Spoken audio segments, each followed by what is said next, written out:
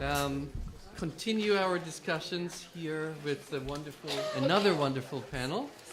I think what I'll do, I'll introduce each speaker briefly before he or she gets up, and we were told it's better to speak from the podium also for the purpose of the video, the filming which is done.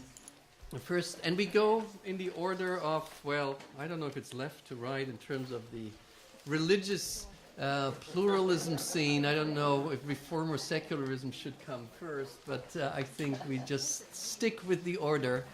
And we have heard a lot about pluralism in Israel in the last session, which was pluralism in the larger scene, including Jewish and non-Jewish religions in Israel. We will talk now about maybe what we should call Jewish religions or differences within the Jewish religion, however you prefer it. First speaker is my dear friend and colleague, Michael Meyer. For many, many years, he has been the Adolf S. Ochs Professor of Jewish History, now emeritus. That's new, I have to remember that. At Hebrew Union College in Cincinnati. He has taught at many other places, including regular teaching notes at the Hebrew University in Jerusalem. I'm sure many of you know at least some of his books. He wrote what is considered the history of the Reform movement in Judaism, and his classic, I think 1969, The Origins of the Modern Jew. Still a book I always love to use in my class, as some of my students who just walk in might remember, on the Haskalah, and including the Haskalah, the beginnings also of the Reform movement, Wissenschaft des Judentums. He is also my predecessor, actually, as the international president of the Leo Baeck Institute, but I won't keep much of the time. I could go on for a long period. Michael will speak about the reform movement in Israel. And may I mention, or were you intending to mention that it's also part of family history? Yes. Michael Meyer's son is a reform rabbi in Israel, and his wife Margie, who's here, is a reform rabbi in the United States. So, and I'm not. Please. You're teaching all the reform rabbis. Thank you.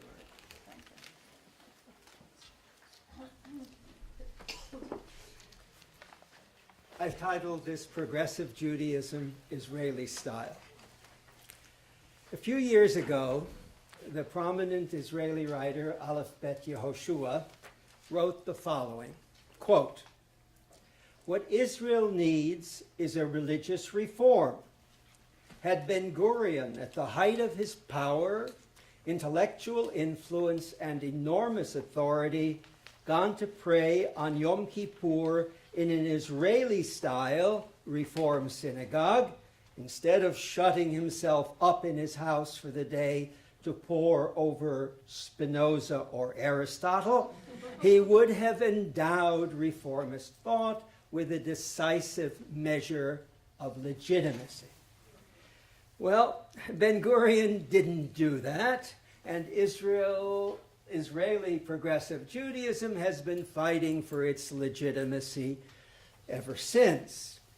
I'd like to give a brief presentation here in 15 minutes with regard to the nature of the movement and conclude with why I think it does contribute to the subject of this conference, namely the Jewishness of the State of Israel in its own particular way. But let me begin then very briefly with the history. The first phase of progressive Judaism in Israel came in consequence of the immigration of German Jews fleeing the Nazis during the 1930s. Small congregations based on the German model, that's say Sulzer's music, Lewandowski's music, men and women sitting separately but no mechitza. Those were established in Tel Aviv, in Haifa, and in Jerusalem. The most lasting of the institutions, still in existence today, was the congregation in Haifa, and particularly the Leo Baeck School, founded by Rabbi Max, later Meir Elk. In Jerusalem, a congregation that was more on the traditional side was established, but is interesting because of the intellectuals that it drew, including such individuals as the professor of philosophy Hugo Bergmann, the educator Ernst Simon, and even occasionally Shai Agnon and Elsa Lasker-Schuler would come to services at Congregation Emet Ve'emunah.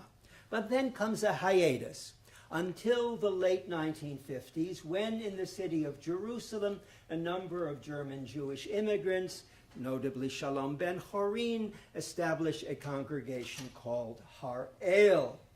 From there, we have a proliferation of congregations and other institutions associated with the World Union for Progressive Judaism down to the present time. So what are the statistics? Well, there are about 35 Reform congregations belonging specifically to what is called Yahadut Mitkademet, the Israeli Progressive Reform, and at least that number of conservative congregations. They call themselves Yahadut Masortit, literally traditional Judaism. The largest of the Reform congregations is Beit Daniel in Tel Aviv, but there are small ones as well, from Nehariya in the north all the way down to two Reform kibbutzim in the Arava, Yahel and Lotan. Some additional ones spring up for the high holidays. Notably, to the best of my knowledge, there is no Reform congregation in the West Bank. There are 50 kindergartens, and there are 8 schools that are part of what is called the Tali system. Tali is short for Tigboret Limudei Yahadut. There is a youth movement called Nor Telem.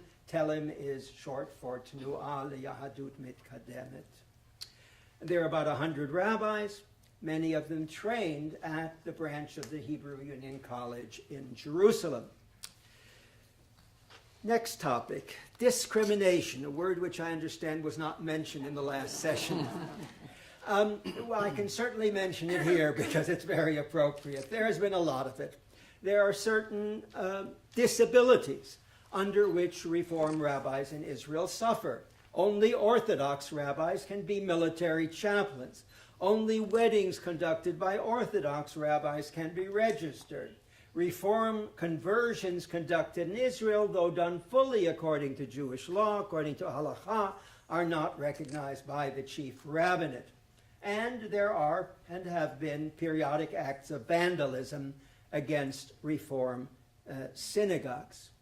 But I have to say, in recent years, the situation has at least somewhat improved.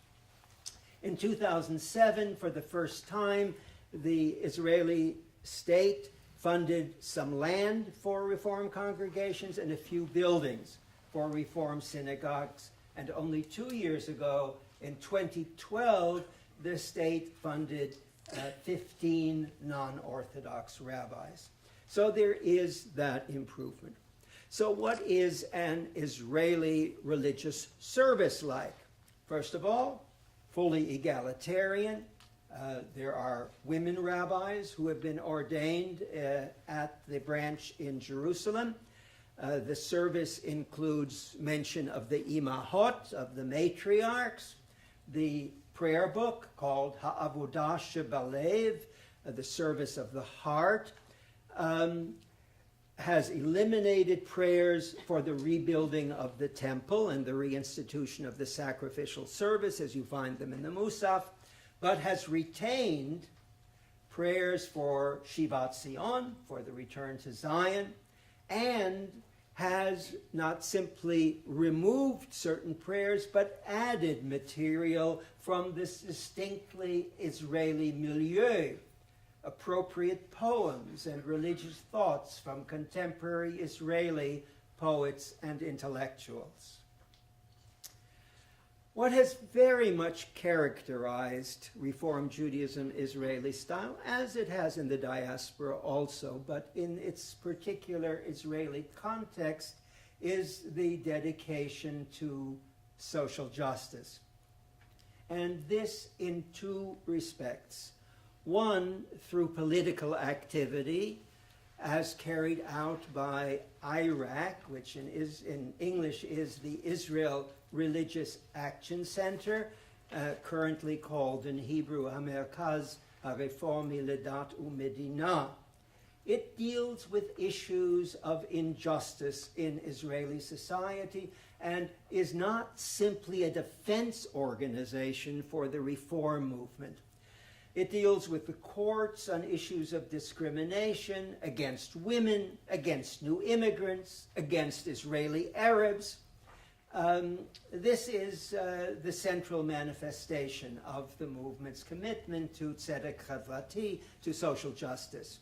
But it is also concerned that those individuals who associate themselves with the reform movement themselves engage in acts of social justice, gemilut chasadim, if you want to use that term. So for this purpose, they have established an organization called Kerem B'Chavod, which does things like summer camps for disadvantaged children, mixed summer camps for Jewish and Arab children, and sending delegations during the time of the rockets over Sderot to Sderot to entertain the children in the shelters there during the time of the rocketing. The movement is also very much devoted to study. That's not unique in reform, obviously, but the sort of study, I would say, is.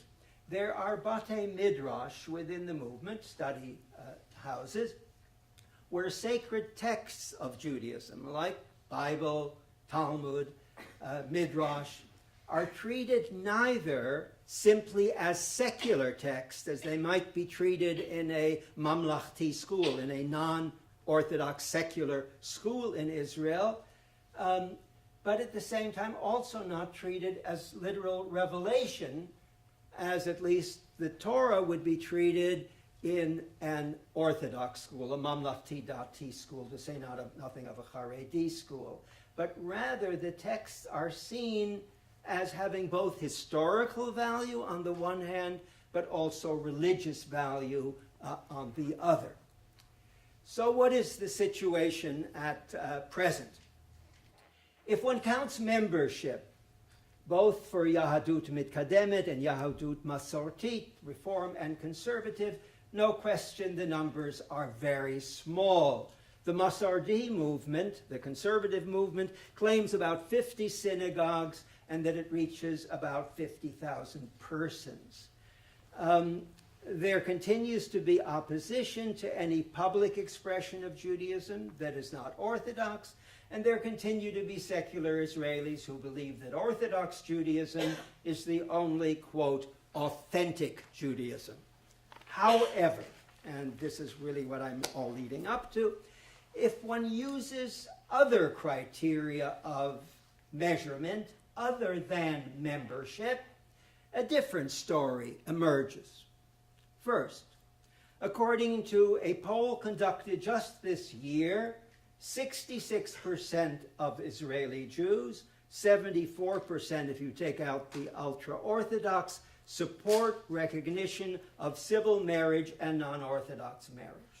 So there's no question the majority of Israelis would like to see much or all of this discrimination removed. Second, a recent survey showed that 34% of Israeli Jews said that the progressive movement is the Jewish movement with which they most identify. That doesn't mean they're members, but the movement with which they most identify. Third, the movement from year to year is becoming more indigenous. There was often the charge made, this is a foreign import, they're all Anglo-Saxon. They're all Anglo-Saxons coming either from the United States or from Great Britain or Australia, and it's not indigenous. Well, more and more today it is indigenous. The rabbinical students in Jerusalem are by and large Sabras. Fourth, the secular press is becoming more favorably inclined to non-Orthodox Judaism. It used to be very difficult for the movement in Israel to get a positive report on one of its functions, without something snide being tossed in, even in liberal newspapers like Haaretz. That is, I believe, changing. Fifth, while few secular Israelis are becoming members of Reform or conservative synagogues, a far larger number now participates in the movement in other ways. For example, really very recently, a new custom has developed to conduct Kabbalat Shabbat services, Friday evening services, out in the open, in a park, or even on the port in Tel Aviv. And these services, with a lot of music, particularly Israeli melodies, have drawn individuals far beyond the membership group. On particular occasions, Simchat Torah and Hanukkah, large numbers are drawn to non-Orthodox synagogues, dancing outside on the streets. What I find most interesting, however, is that more and more Israelis, including high government officials and including what the Israelis call celebs, celebrities, turn to Reform and conservative synagogues to give their life cycle events religious meaning. It's not unusual for Kehilat Ra'anan in Ra'anana, my son's congregation, to celebrate as many as 5 B'nai Mitzvah in a week. 3 of them on Shabbat, 1 on Monday, and 1 on Thursday. Although weddings conducted by non-Orthodox rabbis are not recognized, requiring a trip to Cyprus or Romania or somewhere else to make it legal, Reform rabbis find that more and more secular Israelis are turning to them than they can manage to serve as Mesadrei Kiddushin, as officiants at wedding ceremonies. So finally, why? Perhaps you will say for the sake of the grandparents, but perhaps also because they want a religious ceremony that is meaningful for them, that brings something of sacred Jewish tradition to crucial events of their lives without having to go into an Orthodox setting. Thus, progressive Judaism, I would argue, does fill a gap in the spiritual lives of many Israelis. To be sure, the need to fill it is for most of them occasional rather than regular, celebratory rather than ritualistic. But in terms of the question in the title of this symposium, how Jewish is the Jewish state, it seems clear that progressive Judaism in Israel is adding to the Jewishness of the state by providing a link to Jewish religious tradition interpreted to coincide with democratic values for an increasing number of Jewish Israelis.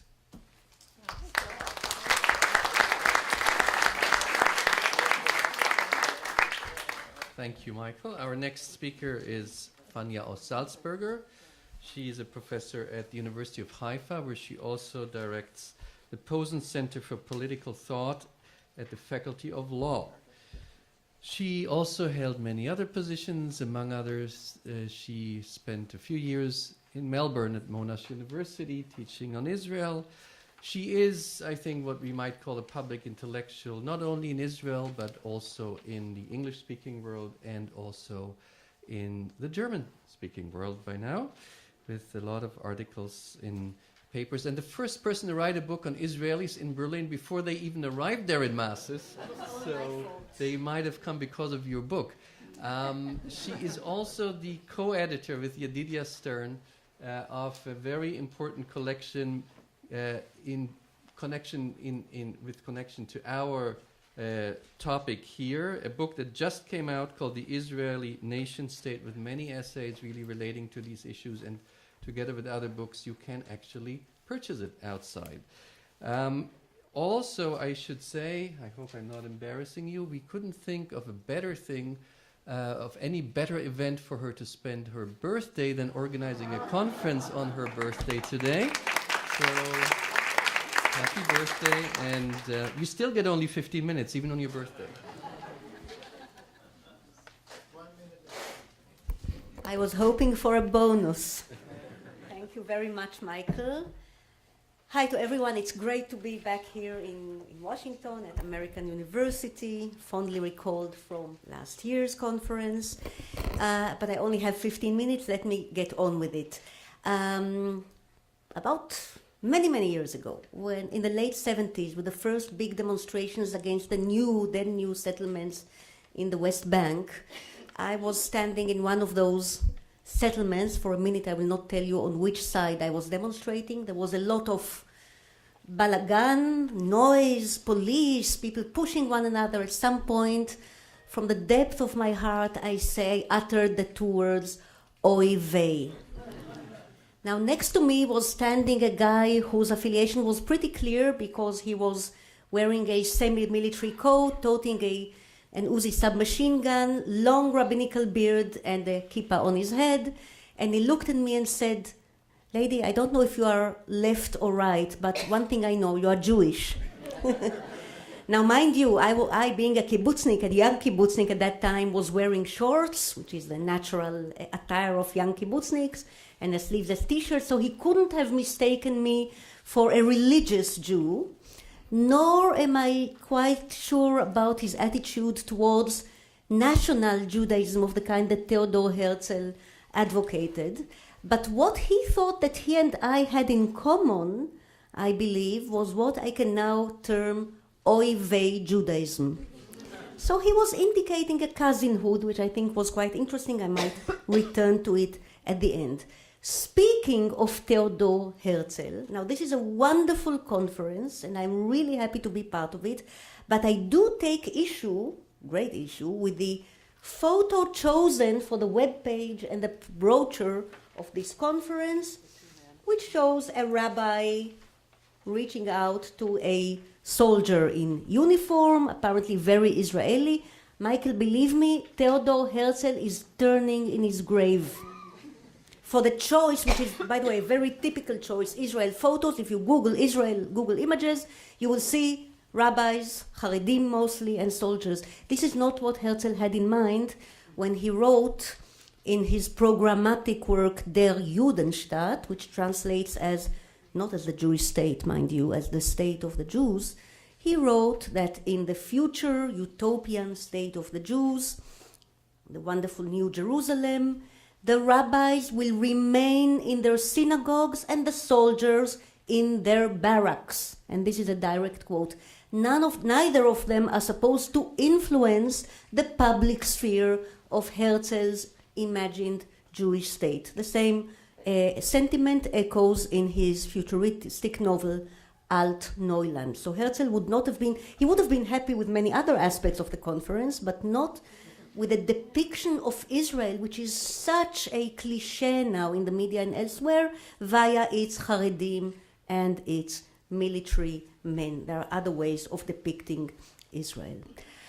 I personally hail and culturally hail from the early founders of Zionism and the Yishuv and the state of Israel, the leading majority of whom were self-declared and very self-conscious Chilonim.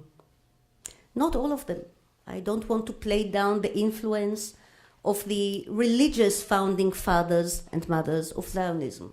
But I think it is broadly agreed that the main leaders, both political, diplomatic, spiritual, cultural, literary of the early Zionist movement and the early years of the State of Israel were Chilonim, and let me say something about the semantics of the term Chilonim.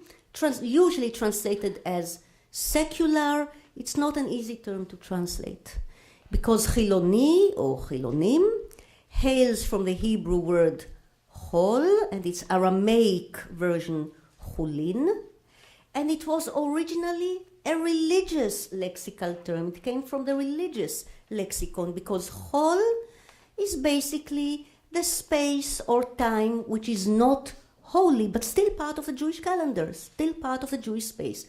So the weekdays are hol as opposed to the holiness of Sabbath. Everyday business is chulin as opposed to the holiness of the hours and places of prayer and devotion. By the way, the English term secular also hails from the medieval saeculum, the Latin saeculum, which means this earthly, this worldly, but still pertained in the Middle Ages. When you spoke about secular clergy, it wasn't that the clergy was non-believing, but it was as opposed to regular clergy, meaning monks and nuns. So both secular and chiloni come from a religious lexicon, but of course in modern Hebrew, ever since the Haskalah of the 19th century, the beginning of Zionism, it was cut out of the religious lexicon and applied to something which is far deeper than mere atheism, far deeper than mere irreligiosity. You see, the founding fathers and mothers of early Zionism, the Yishuv and the State of Israel, were men and women laden with Jewish culture and textuality coming and emanating from the synagogue, but having left the synagogue into the labyrinth of modernity, still carrying with them like a heavy backpack the treasures, the texts, the linguistics, and sometimes even the frames of mind of religiosity. And this is why the spectrum of the early Zionist founders was all the way from religiosity to a kind of a metaphoric, messianic religiosity of early Zionism, and towards a more assertive irreligiosity, which was still rich with Jewish culture. And this accounts and amounts to the whole spectrum of early Zionist ideologues, from Berl Katzenelson to via Ade Gordon to Ze'ev Jabotinsky, so left and right Zionism, to the wonderful spectrum of essayists, Achad Ha'am, writers, Agnon, who was religious but very, very skeptic religious, Yudchet Brenner, metaphorical religiosity, the great poets, Bialik, Leah Goldberg, Rachel, and of course, Avraham Shlonsky.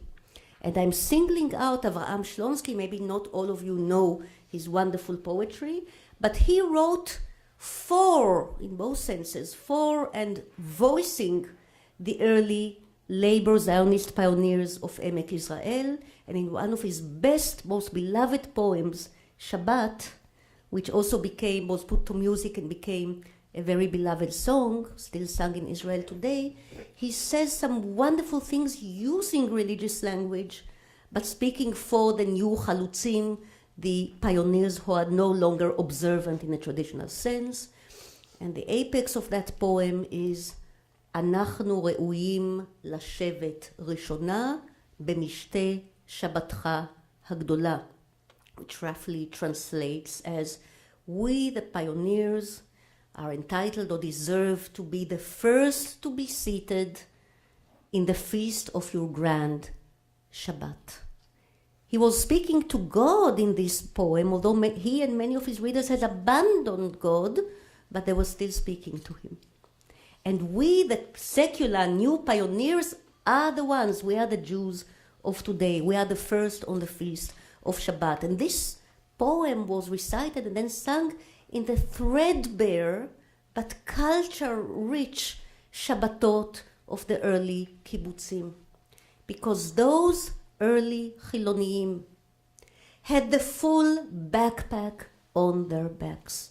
The books, the texts, the wonderful multi-layered new Hebrew with all its older echoes, the heartbreaking departure from the shtetl, from father and mother, from the synagogue. You have it all. They were laden with meaning, with spiritual soul searching, but also with spiritual capabilities. These were the founders, both physical and mental, of the state of Israel.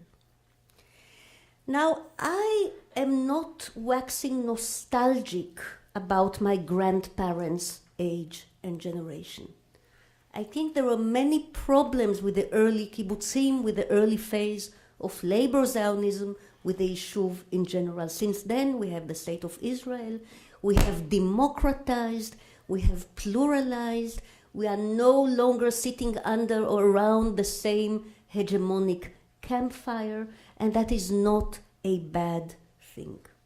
The other day, I heard my colleague Derek Pensler coin the term transformative Zionism, the kind of Zionism that keeps reinventing itself.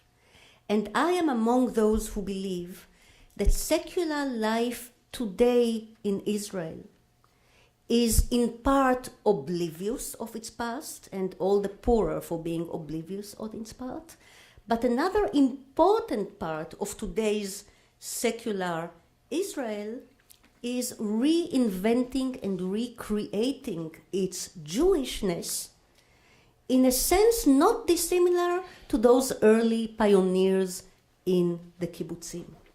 So whereas of Israel's 50%, 60%, depends whom you ask and how you ask it, self-defined secular Jews today, numerous undercurrents are taking place, happening as we speak, bent on reinventing and recreating the secular Jewish selfhood. Quite often in dialogue with some of the other movements we have been meeting here today. Certainly within non-Orthodox Jewish synagogues, sometimes even with Jewish orthodoxy, if it is liberal enough to converse with the Chilonim, and sometimes with members, formal members of other religions, Muslims, Christians, who are themselves trying to invent their own Chiloniyut, and that's a fascinating story in its own right. Now, in the 1970s, as a kind of a wondrous linchpin or mediator between the old and the new Chiloniyut, the great Hebrew novelist Samech Yizhar, this was his pen name, his real name was Yizhar Smilansky, wrote a wonderful essay called Ha'ometz leChulin, or Ha'ometz lihiyot Chiloni, the courage to be a Chiloni. Yizhar, who was deceased about 10 years ago, a wonderful novelist, very, very difficult to translate into any other language.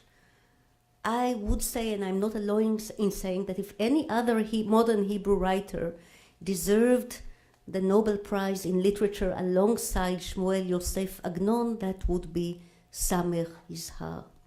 And I quote from his essay, Ha'ometz lihiyot Chiloni, the courage to be secular, the following paragraph, and this was meant as a programmatic proposal to his generation of Chiloniim in the state of Israel. Secularism, he wrote, is not permissiveness, nor is it lawless chaos. It does not reject tradition, and it does not turn its back on culture, its impact, and its successes. Such accusations are little more than cheap demagoguery. Secularism, Chiloniyut, is a different understanding of man and the world, a non-religious understanding. Man may very well feel the need from time to time to search for God. The nature of that search is unimportant. There are no ready-made answers or ready-made indulgences, pre-packaged and ready to use. And the answers themselves are traps. Give up your freedom in order to gain tranquility. God's name is tranquility. But the tranquility will dissipate and the freedom will be wasted. What then? Unquote. This is Yizhar. And we put this passage at the very beginning of my co-authored book, Jews and Words, in order to show something about the Jewish secular soul. It is a soul that loves questions better than answers. So Izhar's legacy to my generation of Chilonim in Israel was not just this eternal, disquiet search for meaning, it is part of the legacy, but also what Izhar himself exemplified so lavishly, the huge treasure trove of Jewish texts awaiting for us, putting itself at our disposal too. For the Tanakh does not belong only to the national religious, and the Talmud does not belong only to the ultra-Orthodox. It all belongs to us too, alongside Aristotle and Spinoza, who have just been mentioned. This kind of self-conscious Chiloniyut, self-conscious secularism is not dead in Israel. It is alive and kicking in dozens of Batei Midrash Chilonim, study groups, universities, readerships, and indeed kibbutzim as well, to this very day. Youth movements, you name it, and some of the better schools. I will conclude, Michael, with your permission, I will use my last 4 minutes. It's your birthday, okay. To wrap up, incorporating a few notes about things that have been said before in previous panels. First of all, the demography that Yedidia has mentioned in his talk this morning. The demography is interesting. The huge rise anticipated in the Haredi population, perhaps a gradual diminishing of the Chiloni population in Israel, but Jewish demographics is always full of surprises. It has never been static, sometimes tragically so, and sometimes intriguingly so. I think that many of those young Haredi children are bound to find tremendous interest in crossing the Rubicon, if you call that, to the little stream of Yarkon, or Ayalon, between Bnei Brak and Tel Aviv, and conversing with Chiloniim, perhaps even more with Chiloniim than with the middle group of traditionalists or national religious. I would also say, since we've talked about so many warring factions and tribes in Israeli society today, that it is very important to note that not every group in Israeli society is warring, fighting for itself alone. This is not a mosaic of partisans alone. We are also reaching out and fighting other people's good fights. So the way Yedidia is reaching out, not reaching out, but part of the liberal public in Israel, the way Amal, who spoke so beautifully before lunch, has been working with women's groups and feminists throughout Israeli society, not just for Bedouin women. Many groups are conversing across the line in the most fascinating manner. There are many rebel individuals in the different groups, and other groups are reaching out to those rebel individuals. The internet, nobody has mentioned the internet yet. It deserves a panel or perhaps a conference in its own right. The internet is bringing down walls more successfully than any previous generation of technology or rebellion. The internet has infiltrated into the depth of ultra-Orthodox society and is challenging it from within, especially its women, especially its younger generation. We are yet to see the outcome of this ongoing, fascinating process.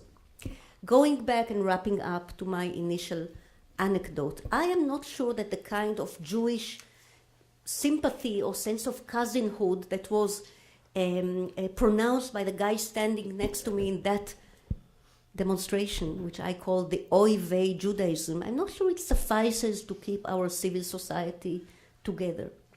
But I would invite you to take note of the fact that in the last 120 years of the Jewish bid for sovereignty and the Jewish sovereignty, in those last 120 years, the number of Jews killed by Jews on political grounds has been less than 50. I would even say less than 40, and I'm including all those well-remembered, shocking cases, which are shocking and well-remembered because there were so few of them. Arlozorov, possibly, Yaakov Dehan, a few killings during the era of the underground movements before 48, and of course Emil Grünzweig and Yitzhak Rabin. We can count them on a couple of hands, not more than that. Jews are in the habit of screaming at one another, of wishing strange death upon each other. But they are not in the habit, thank God for that, of actually doing physical harm to one another. And I think the kind of the Chiloni line into which I was born and in which I'm trying to raise my kids, which is also conversing with universal, global values and dialoguing with almost any other part of Israeli society, is bound to remain and to grow as long as it remains textual, creative, and curious. Thank you very much.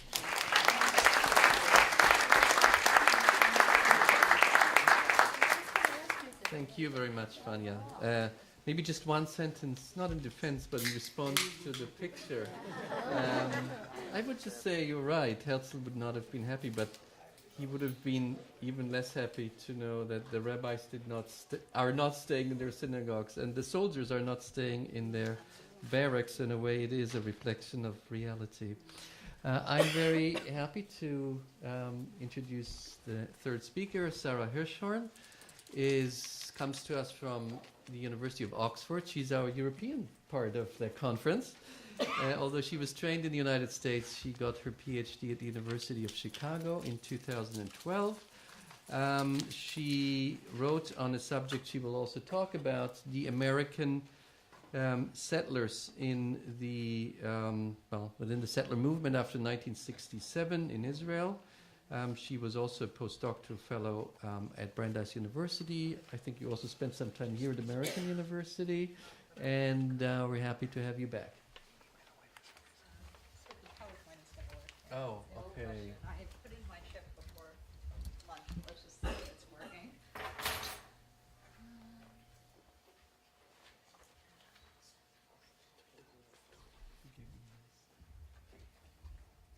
I think we're good to go.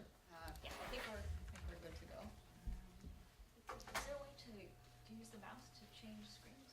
Okay, I think I'll just try it this way. Okay.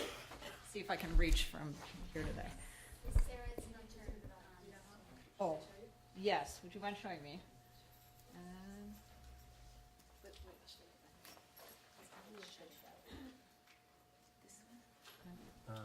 Thank you. Sorry about that. I'm not. It's better, huh? Should we sit just there? Okay, I think we're good to go. Anyhow, I don't want to spend too much time, but I do want to thank Michael and Laura for inviting me here today. It's really an honor to be here. And a disclaimer that I'm an historian and not a sociologist of religion, so perhaps will lack some nuance in terminology for those who come from that background. But I wanted to talk a little bit about how I see religion amongst the American settler population in the occupied territories. But really, this story, as we'll see here, is. Go to the very end and make it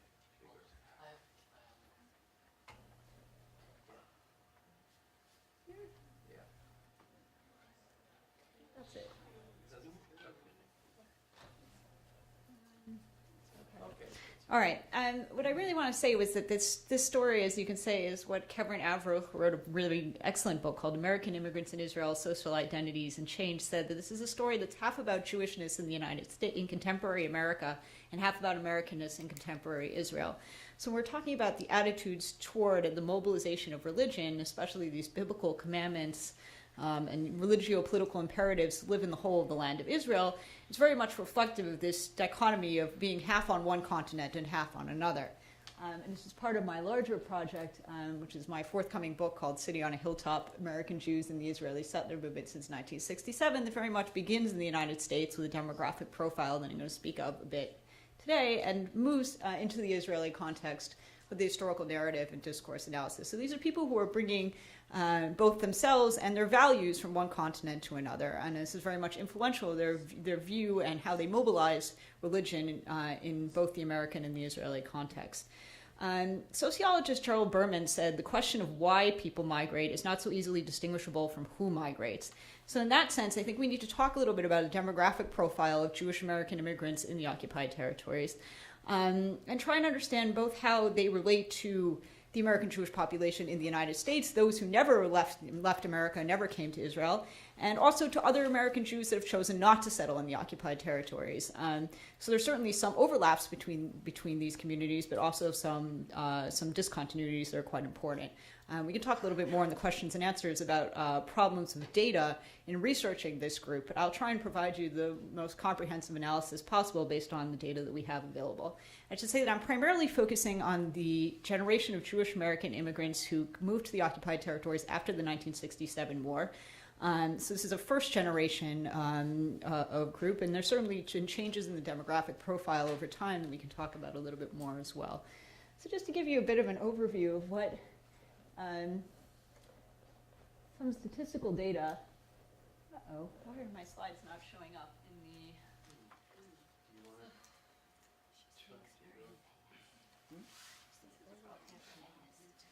I'm just seeing the top of the slides, but not the content of the slides.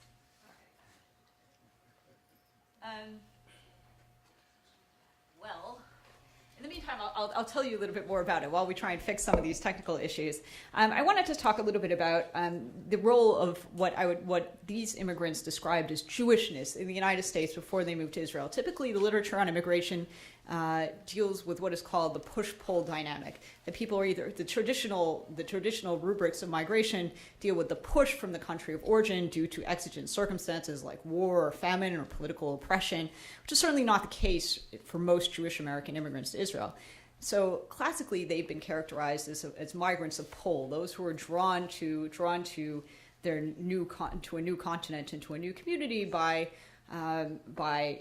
choice, and also by feelings of some kind of ideological or social thank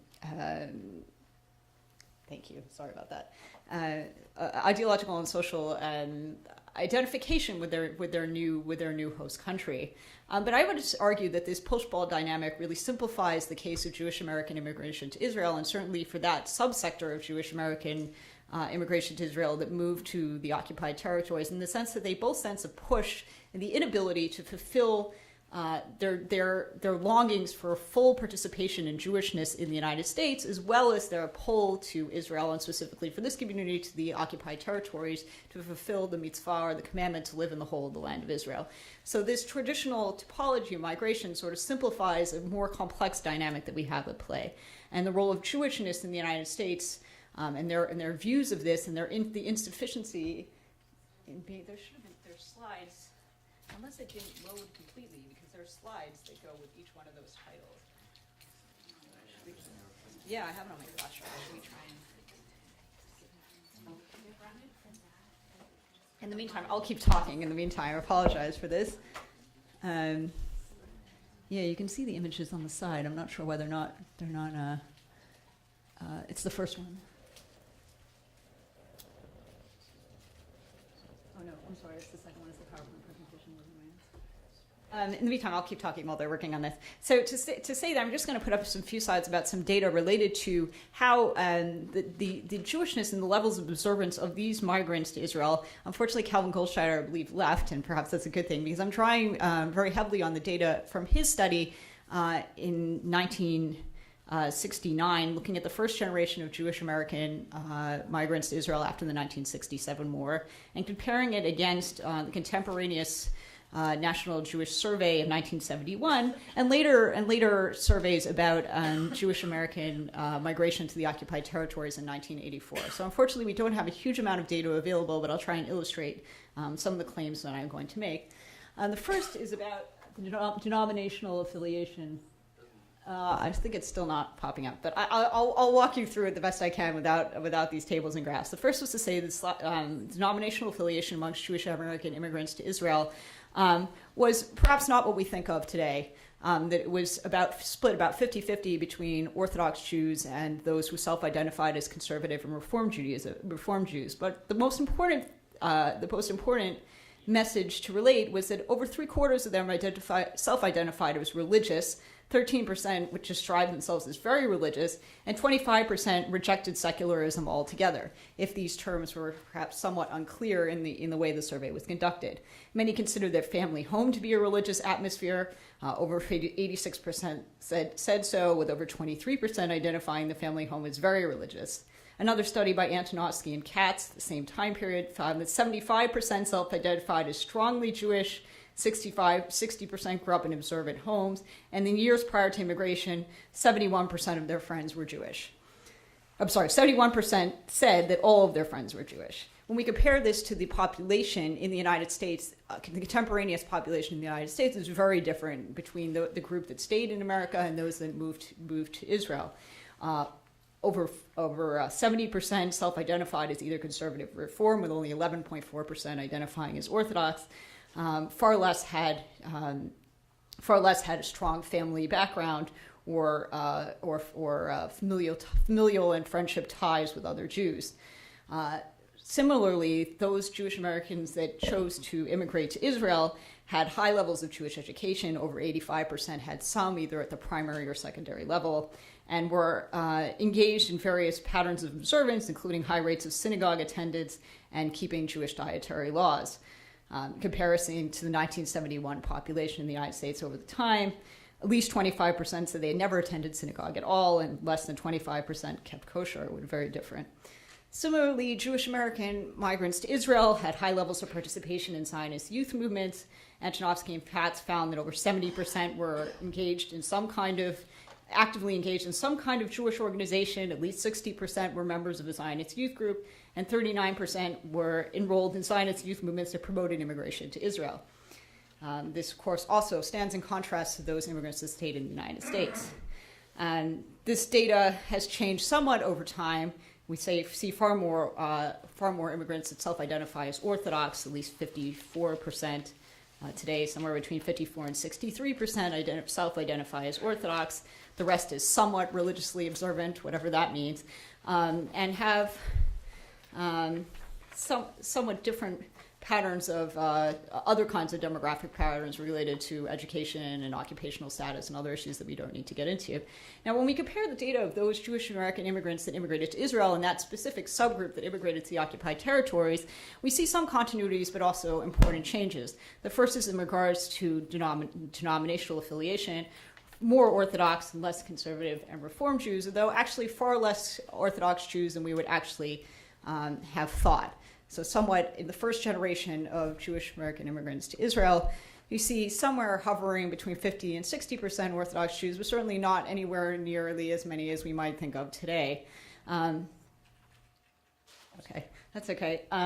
Similarly, in terms of Jewish education, almost universal Jewish education, often into the secondary school level, so kind of yeshiva high school, so far more Jewish education than the average American Jew, and high rates of participation in youth movements, although perhaps less than we would think of in those associated with revisionist Zionist movements like Beitar, far less than is popularly considered.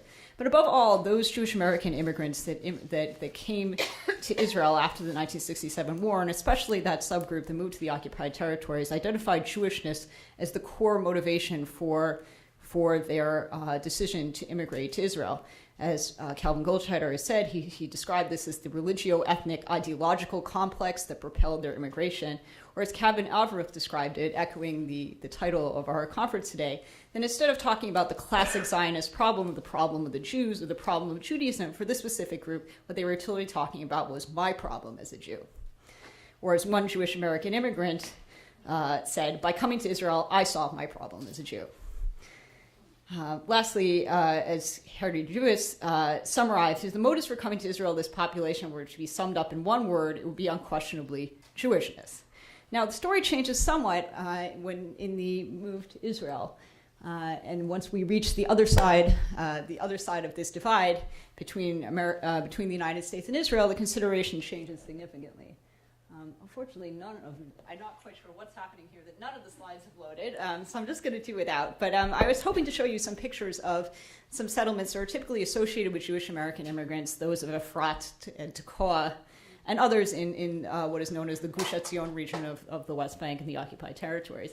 For the most part, these communities are populated by high levels of Jewish American immigrants to Israel after the 1967 war, some in their origins upwards of 90%. Today, they're probably somewhat less. We think that probably about a place like Efrat, about 40% of today's population are American. And these communities have tended to be more open and pluralistic religiously within the settlement gates, a mixture often of religious and secular, and more progressive religious visions. For example, Rabbi Riskin in Efrat has been a notable figure in progressive Orthodox thought in the last few decades. Similarly, these settlements are far less inclined toward messianic values, which has been sort of the dominant feature of groups like the premier native Israeli activist settler group Gush Emunim. But what we find is while they're more religiously progressive in some sense, this does not necessarily go hand in hand with political progressiveness. And this is the question of how this group of immigrants has mobilized their liberal background growing up in the United States and applied it to the illiberal settlement project. And we're turning to what Avril said earlier, that about half of this story being about Jewishness in contemporary America and the other half being about Americanness in contemporary Israel. I'd like to switch to that second part of the talk in a discourse analysis about what this Americanness means now in the Israeli context. So we often see amongst Jewish American immigrants to Israel is they've found ways to harmonize universal and particularistic values and have applied both their liberal backgrounds and ideology and tactics from their participation, their high levels of participation within the civil rights movement, the anti-Vietnam struggle, and other classic social movements of the 1960s and 1970s to their project in the occupied territories. And interestingly, they still consider to see liberalism as a core part of their identity and see that they're mobilizing it in service of their religio-political philosophy to live in the whole land of Israel and to further their participation within the settlement project. Like I said, they found ways to harmonize universal and particularist values, especially in their public relations campaign that I would say, is scripture and a soundbite, or public relations and prophecy all mixed together.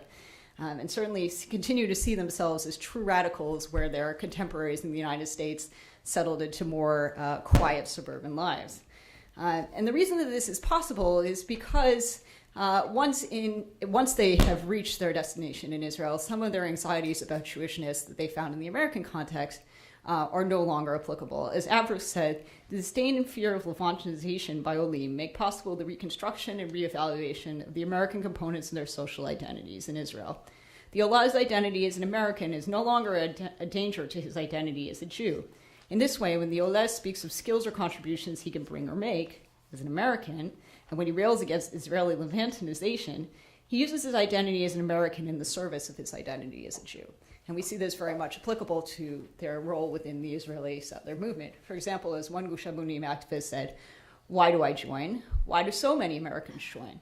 Because Americans have a sense of independence. And independence gives a person the courage to move, to act, that the person without independence lacks. So the American adoptee has both of these factors, faith and the ability to act, the function within him and for him. They move him along. With Gush, we'll move the country along." And I just want to see if I can find one quotation, if I can take it out of the PowerPoint that I'd hoped to read to you, the final quotation that I was hoping I might read to you.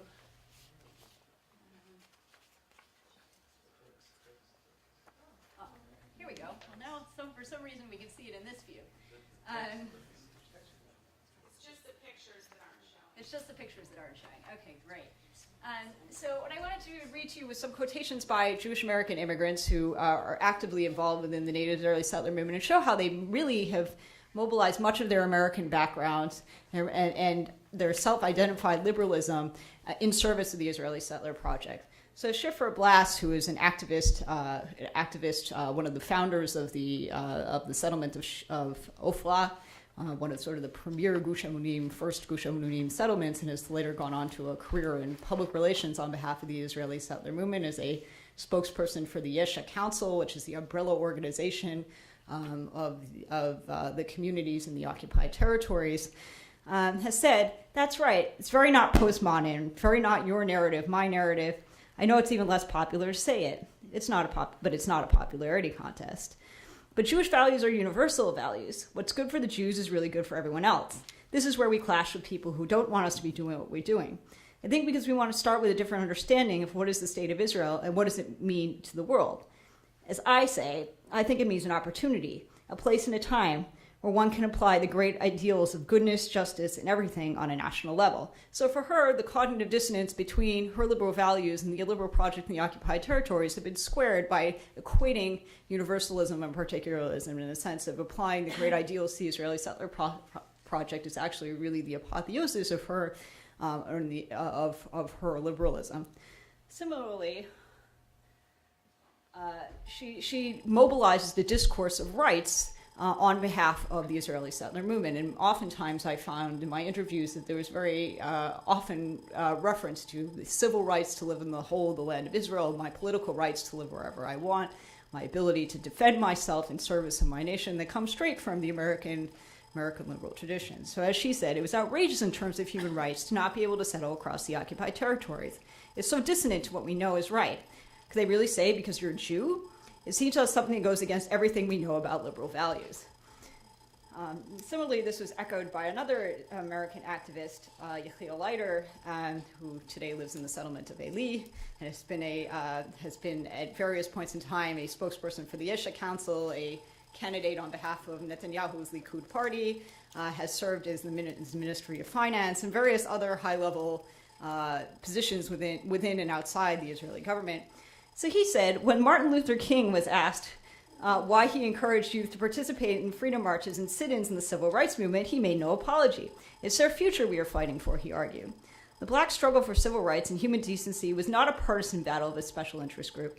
It was an all-encompassing struggle for justice and morality, which in its scope spanned race, color, and age. Similarly, our struggle to realize it in the full historic bond of the Jewish people of the land of Israel. So as you can see, there's really a great mobilization of American background, history, politics, identity, and discourse in service of the Israeli settlement project.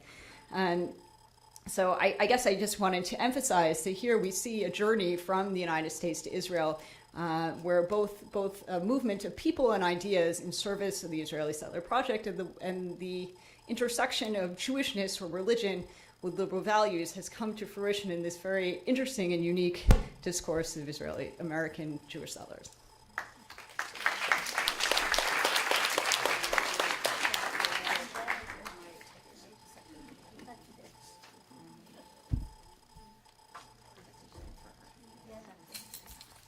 Thank you, Sarah. And last but not least, my dear colleague from American University, Gershon Greenberg, who teaches here at American University religion, but he is actually a specialist in many aspects we are touching today. Orthodox thought. He dealt a lot with the impact of the Holocaust on religious thought in the post-war period. He published a book on the Holy Land in American religious thought, 1640 to 1948. And I'm very happy he's here to conclude our panel with a perspective on the Haredi attitudes towards Israel's statehood.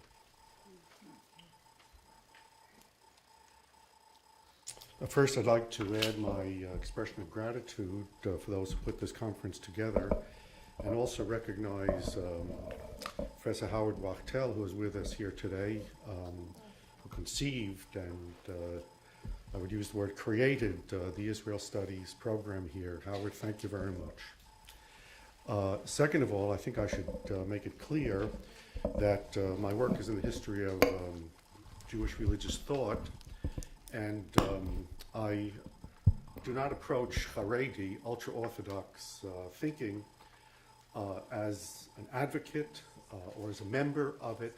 I deal with it as I dealt with Reform Jewish thinkers in my early work, or I deal with the secularism of my beloved teacher Eliezer Schweid.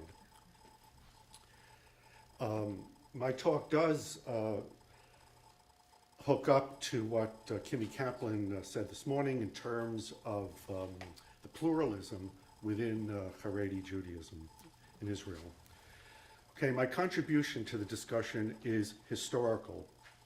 It draws attention to the root of intra-Haredi tensions as they emerge out of the Holocaust. I will be following two lines of thought.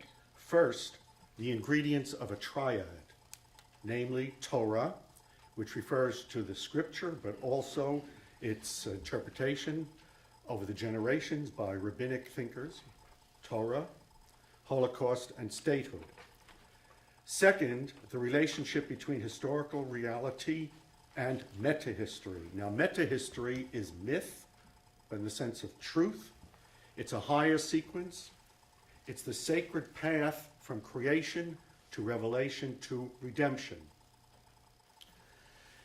First, though, for context, I'll say a word about religious nationalists coming out of the Holocaust.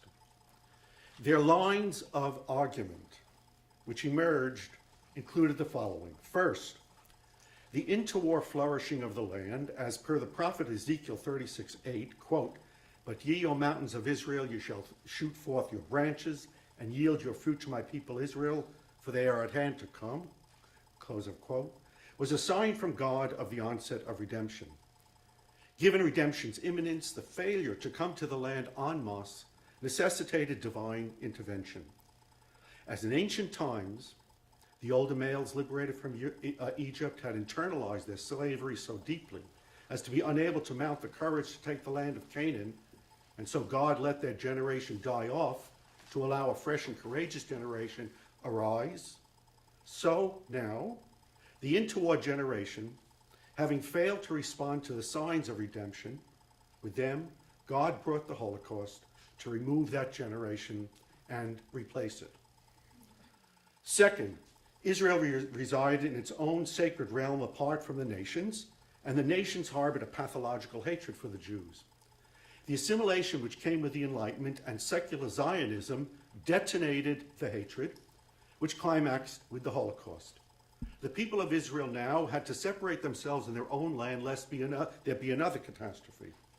Third, with the Holocaust, and unlike any previous catastrophe, Jews had no refuge other than the land of Israel. This was a sign from above that the people of Israel had to take the initiative to ascend en masse to restore the land. In the spirit of such religious nationalist thought, survivors in the German zone DP camps wrote that as the Torah protected the Jewish people, even through the Warsaw Ghetto and Treblinka, as the people sought to protect Torah, the people now must go to the land of Israel, the only space left to preserve it.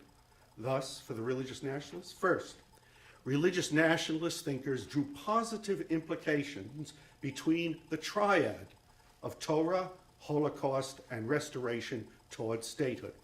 The Holocaust meant that the land was Torah's only place.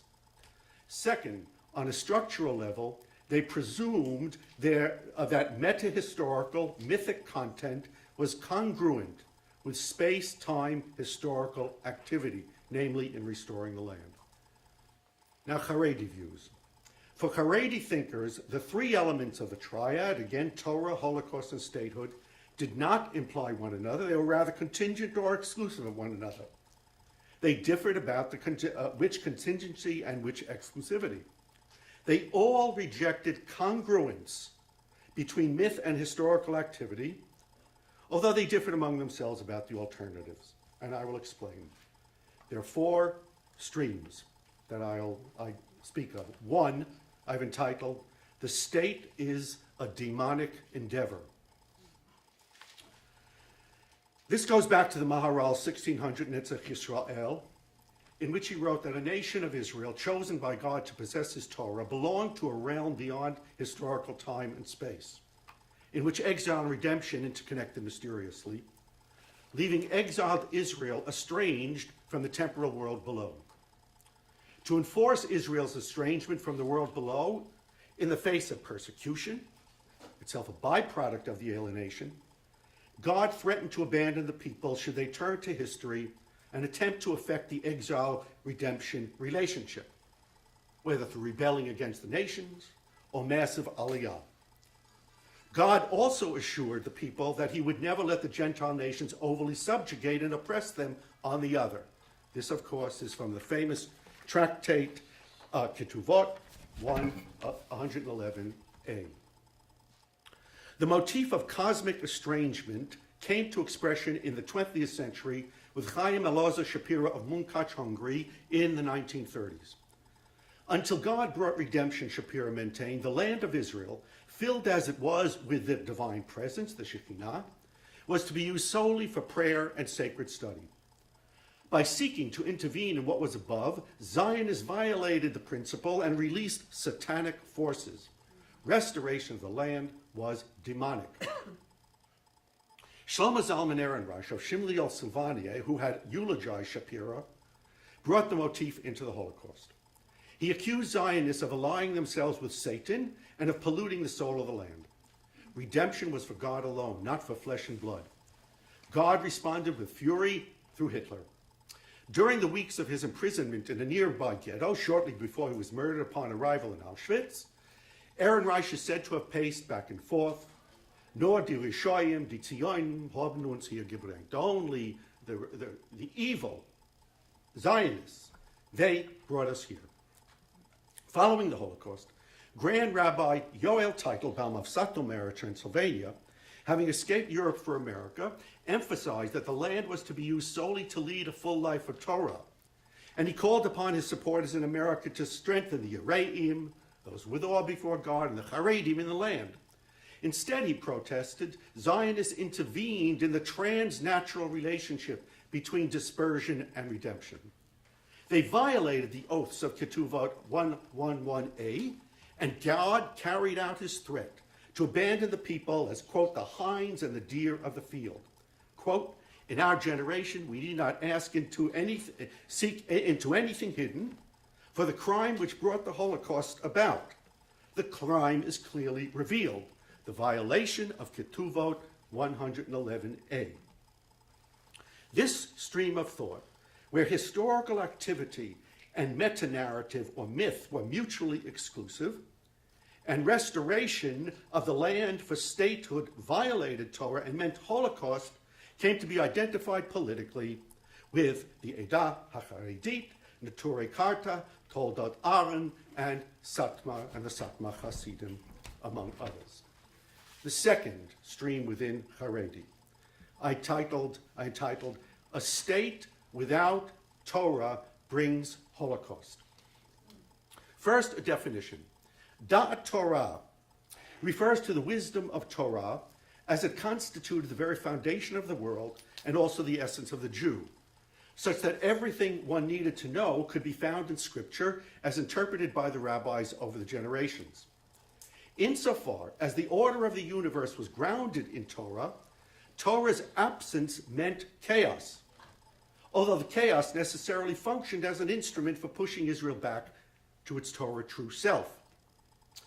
Elchanan Wasserman, the head of the Baranovich Yeshiva in Poland, had earlier blamed the Jews in Palestine for the 1929 pogrom at the Hebron Yeshiva because they neglected Torah. He exonerated the Mufti and the Nazi agents. In his 1938 treatise on the onset of the Messiah, Wasserman condemned secular nationalists for creating an Amalek, that's the paradigmatic enemy of Israel, within Judaism itself. The internal Amalek projected itself out with Nazi persecution. All was a function of Torah. In the measure for measure punishment administered by God, Jewish nationalism and socialism evoked National Socialism, that is to say, Nazism. This, in turn, would force Israel back to its Da'at Torah grounded existence. For Wasserman, secular nationalism, which he characterized as just pay a shekel, sing Hatikva, and already you're a Jew, removed Torah and left Israel to the chaos of the unfolding disaster in Europe. Hypothetically, restoration of the land per se was not a crime, but absent Torah, it implied Holocaust. Although Wasserman sought to find refuge in Palestine with his family, and the head of the Montreux Yeshiva, Eliyahu Bochka, was convinced in 1946 that had Wasserman survived and seen what the Holocaust was, he was murdered outside of Kovno in summer of 1941, Bochka said he would have flown on eagle's wings to the land, no matter the opposition of those who insisted fanatically on waiting for redemption from heaven. But he, Wasserman, maintained that any restoration, let alone state building without Torah, meant disaster of apocalyptic proportion. The land had no other purpose than to serve Da'at Torah.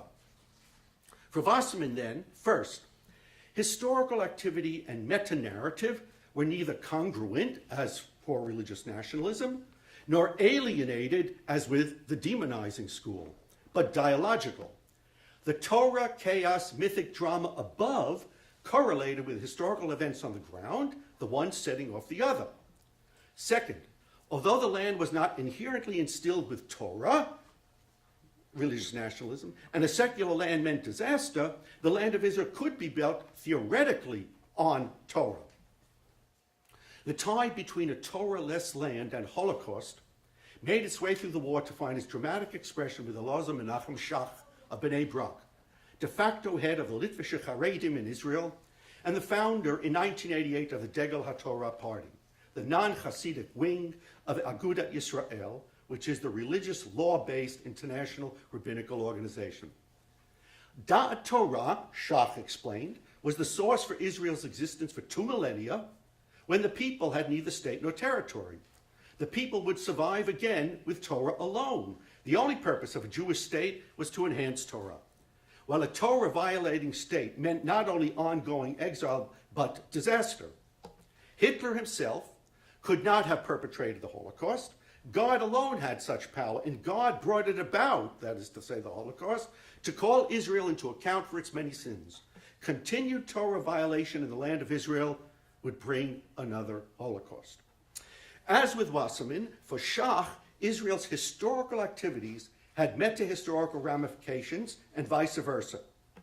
And meta-narrative about God and Israel correlated with actions on the ground. As to the triad, land and Torah were themselves mutually exclusive, while a secularized state would bring another Holocaust. 3, I call the reality of the Holocaust ties Torah and state together. The leaders of Agudat Yisrael, founded in 1912 in Katowice, Poland, was and is a worldwide rabbinic organization dedicated to halakha, Jewish religious laws. It viewed the triadic relationship differently. The historical reality of the Holocaust reordered the Torah-land relationship. Historical events mandated support of restoration towards statehood and Torah development of land in tandem, or even, if necessary, development of the former, namely the state, before the latter, that's Torah. Going back, Jacob Rosenheimer, Frankfurt am Main, London, and then New York, served as president of Agudat Yisrael beginning in 1929. At first, he opposed national political sovereignty in principle, influenced, interestingly enough, by the great Indian philosopher Rabindranath Tagore, who identified the raison d'etre of political sovereignty as self-preservation, which inevitably meant inter-nation conflict. Sovereignty belonged to God and Torah, said Rosenheim. The land of Israel was to be a tabernacle of Torah, and he rejected Zionism, both religious and secular, as having displaced Torah autonomy with political autonomy. Beyond the fact that acknowledging that the diaspora was an error and that Jews had to leave their own state, which justified Nazism's campaign to expel Torah, Rosenheim said, a non-Torah sovereignty would thwart the coming of the Messiah. But all this changed when Agudat Israel convened in 1937 to respond to the unfolding events in Europe and to the Peel Commission's partition plan. It was at this very conference that Wasserman attacked secular Zionists for keeping religious Jews out of the land and for mocking the Sabbath, in effect starting a new exile. And when Wasserman proclaimed, quote, "If you Zionists want a war with the Holy One, blessed be he, start your fight," end of quote. most attendees in opposition to Wasserman embraced statehood in principle, with the caveat that the state could never deny Torah sovereignty. Rosenheim went along with the Commonwealth idea on the condition that Orthodox interests would be served. Quote, "It was the hallowed duty of Agudas Yisrael to cooperate to the best of its ability to the upbuilding of a stable Jewish commonwealth in the Holy Land."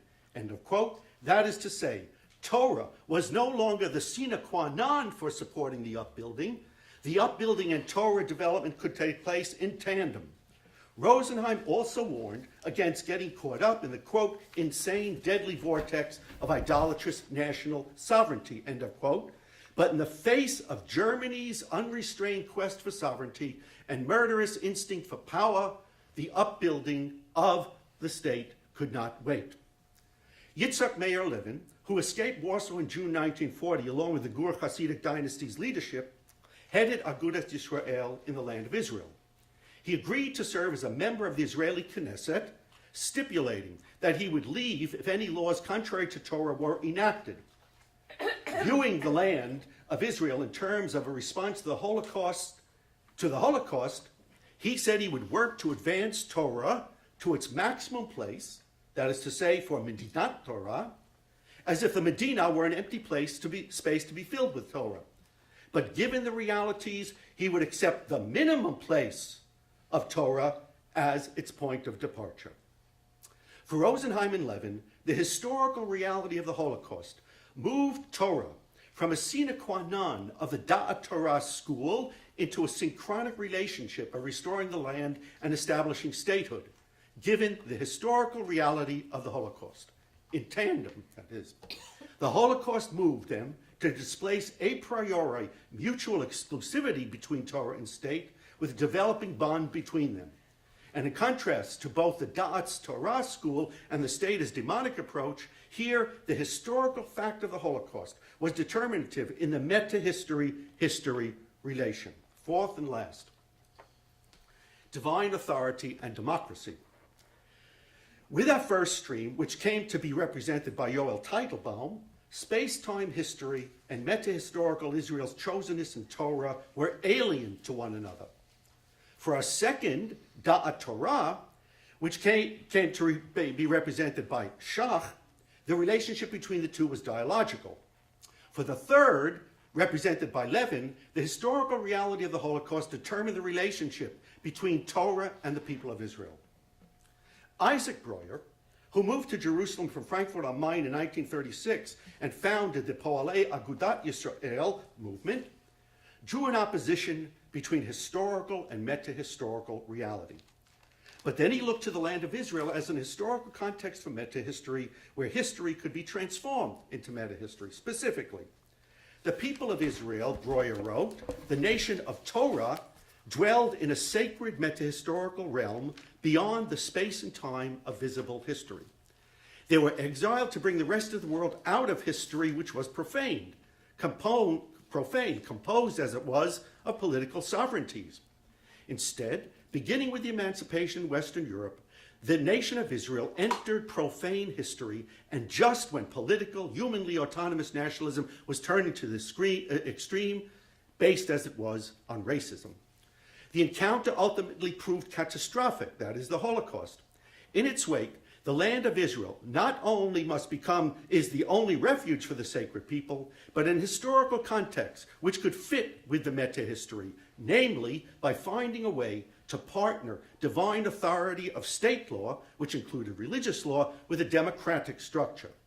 In terms of the triad, the Holocaust would serve as an impetus for reconciling Torah and statehood. And my conclusion.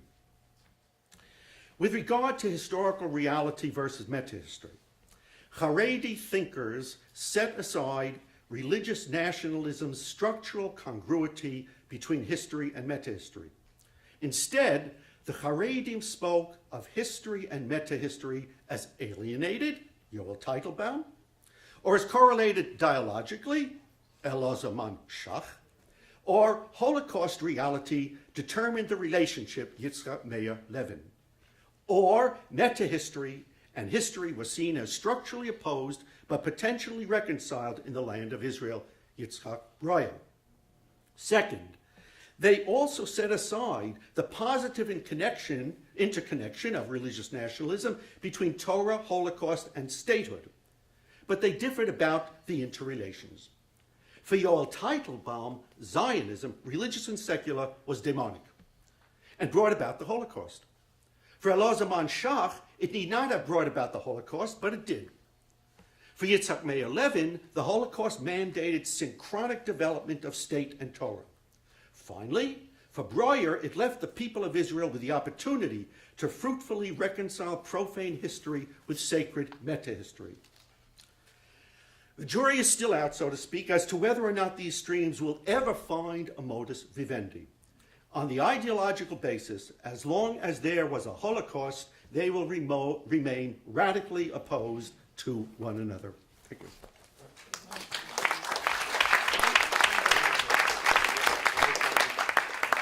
Thank you very much, Gershon, for this very deep view into the origins not only of the state but the opposition also to the state by the Haredi segment and its change.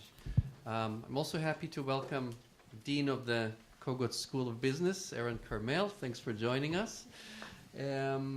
So we open the discussion. I think we've heard four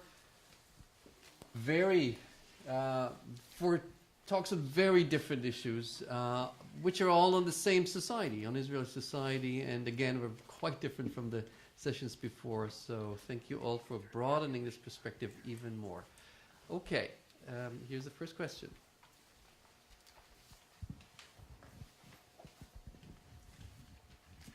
Hi, I'm Mindy Reiser. I'm a sociologist. I've worked in the developing world. This is a fabulous conference. I'm really glad to be here.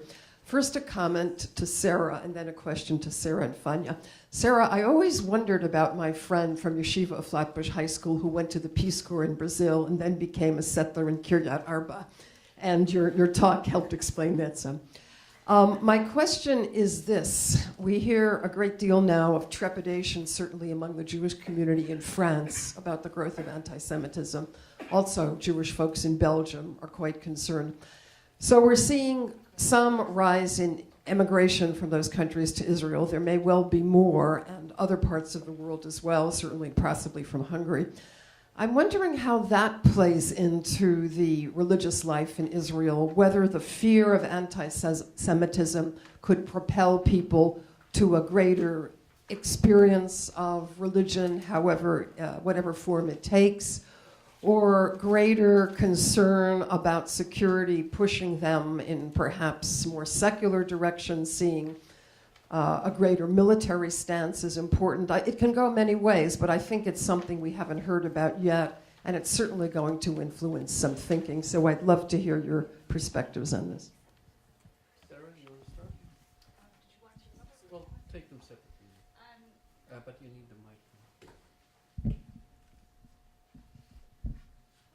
I can't speak more broadly to how it's going to affect religion in Israel across the board, but I can speak to the issue of how Jewish American immigrants to Israel may have seen anti-Semitism and how especially this played into the thinking of those who moved to the territory.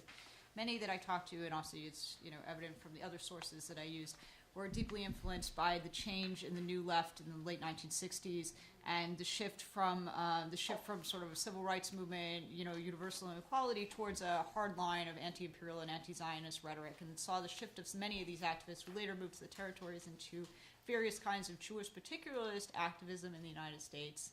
The Triple SJ, Soviet Jewry movement, Kahana's Jewish Defense League.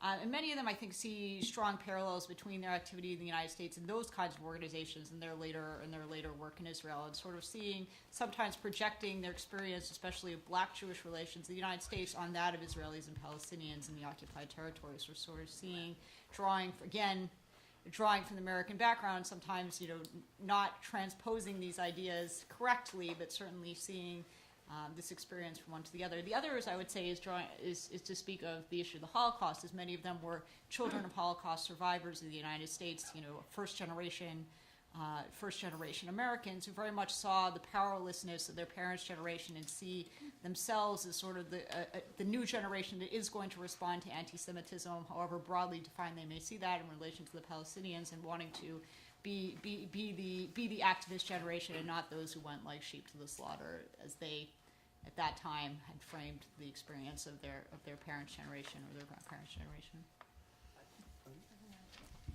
Mindy, thank you very much for putting bringing the Jews of Europe into the discussion, because I think have been quite absent here, and they belong to the story. It's not just an Israeli-American story. So that there are several interrelated questions here. How is the current waves of anti-Semitism affecting the Jews of Europe in their self-definition of Jewishness? And what happens when they are drawn towards Israel due to anti-Semitism or due to reawakened Jewish consciousness? So it's interlocked here. It's very interesting in many ways, because Tel Aviv, I don't know how many of you are aware that only a few years ago it was very difficult to find a good kosher restaurant in Tel Aviv. And now when you walk in some areas, excuse me, you see all those kosher signs with a French menu attached. So that's one kind of, aliyah, or kind of, it's a quasi-aliyah. Some of them come and go, but many of them are seriously considering relocating. I will not tell you what it's doing to the real estate market in places like Netanya and Tel Aviv. That's on the one hand. On the other hand, you have many other European Jews also affected by anti-Semitism who are deeply secular in ways not dissimilar for the ones I've described about the secular Israelis. You have them in Sweden, you have them in Germany, including the more recent migrants from the former Soviet Union, and in some other places, Italy. Very interesting communities, many of them secular and still considering or reconsidering the relationship to Israel, facing the new anti-Semitism of Europe. So I don't think there's any study covering this as yet, because it's in the making. My only point here would be that the sooner they embark on a multiple dialogue with the different options in Israel, the better. It would make life more interesting for both sides. If I could add a quick comment to that, since I have the mic. I just was in meetings with the Jewish Agency in Israel about the patterns of immigration, and by a huge factor, the largest immigrants now are coming from Chechnya and from France, compared to how they were before. Also, the age of the people coming is much younger, and they are absorbing them, building special absorption centers in Tel Aviv, which, as we heard, is more secular, is more young, and so that might speak to the environments in which they will be acculturated. Michael Meyer. Just a brief word about the French Jews. I think there, too, we have to consider that so many of them are recent immigrants to France from North Africa, who have, in many cases, their immediate family went to France from Morocco, from Algeria, but cousins went to Israel. So they have very close relations, in many cases, with Israel. They tend also to be a kind of enlightened Orthodox, I would say modern Orthodox, and feel very much at home in Israel. We also have the phenomenon, which is very troubling, was mentioned just in passing, that many of these people buy homes in Israel and then don't live in them. Certainly the wealthier French do that in places that are advertised in the magazines as wonderful by-the-sea places, or in Jerusalem. So they're playing both sides. They're attached to French culture and want to keep pied-à-terre in France, but they also want to have that possible refuge in Israel.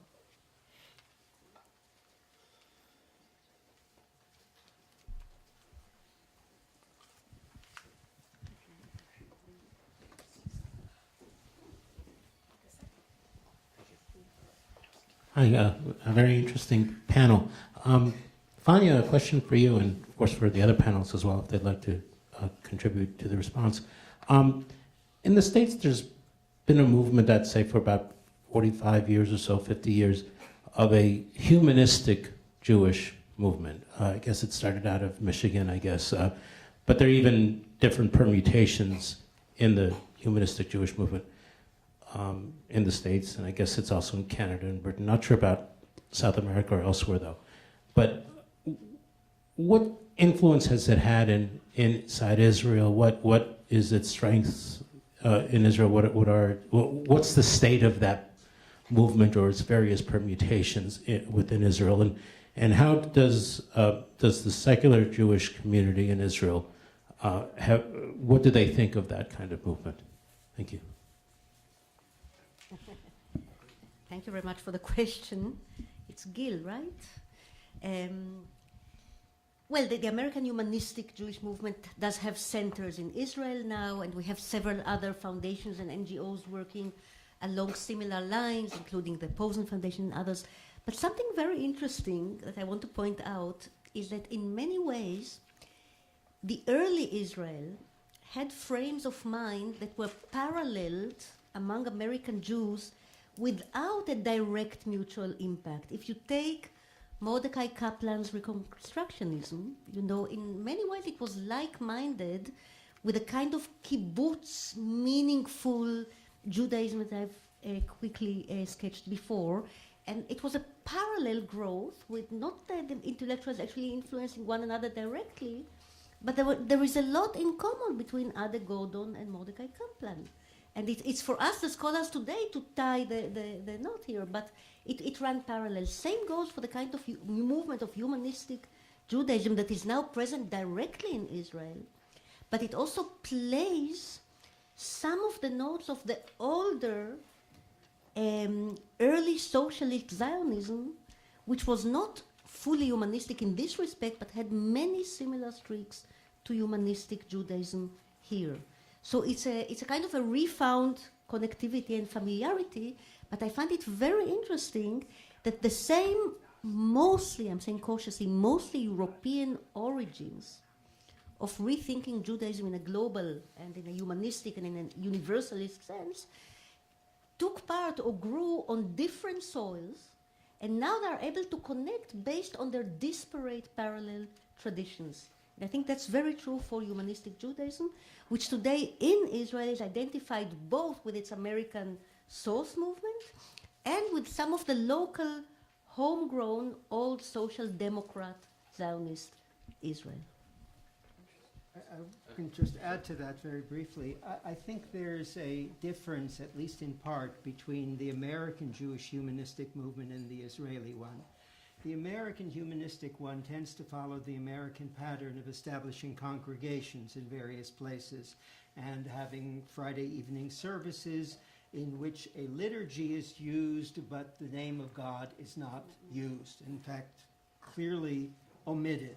In Israel, it centers upon study, on Batei Midrash that have been established by various individuals for the secular Israeli to study traditional texts, and not just Bible, as in the days of Ben Gurion, but Talmud, Midrash, rabbinic literature generally. And that has drawn a lot of secular Israelis who I think relate to those texts not just historically, but at least in terms of the values that they want to draw from those texts. If I can just an anecdote, about 10 years ago I was invited to give a lecture at one of the conferences of the movement which they held in Brussels. So there were the Israelis, the European, it's called they call themselves the laicist movement, and the Americans. And it was really interesting. It was Sukkot, and it happened, and they also had Kiddush.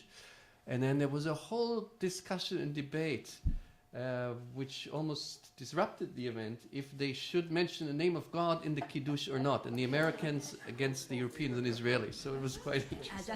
First It of was all, a very Jewish discussion. extremely Jewish, but we have a ready-made solution. Call him Tzur Israel. Has been tried and tested. I would also add another layer. You're absolutely right about this distinction, but apart from learning centers, there's also activism in Israel, social and political activism that emanates directly from the old and the new humanistic Judaism movements.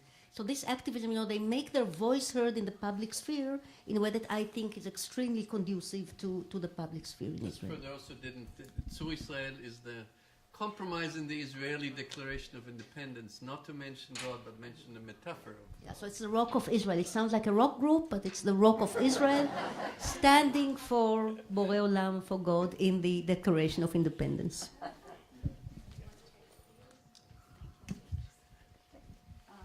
Frida Rabin, for Gershon, having grown up in Williamsburg, Brooklyn, and attended many of the Haredim rallies against Israel as a child, what was particularly vitriolic was the fact that the Mashiach had to come to settle Israel. But secondly, and to me, a very important underpinning was it was particularly galling for there to be women in the Israeli army. And that's what they complained about more than anything else, was the fact that there were women in the army.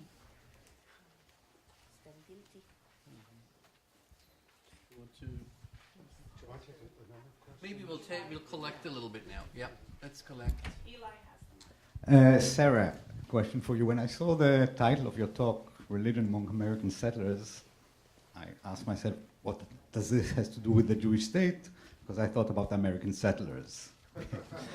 And you talked about the Jewish element of the American Jews who settled in the occupied territories, and in a sense, you know, I don't think that Americans would like to hear it, but there are some parallels between the settlers to the occupied territories and the settlers, the American settlers in the 18th, 19th century. And I wanted to ask you whether you find any input from the American original settlers' ideology and ethos into the American Jewish settlers to the occupied territories after 1967.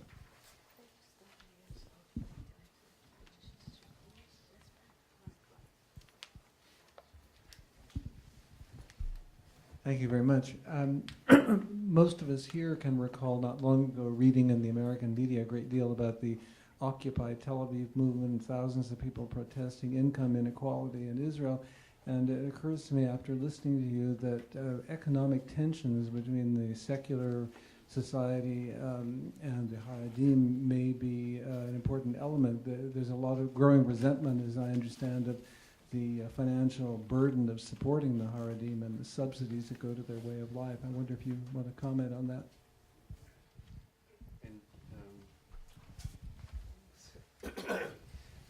Paul Sham, University of Maryland.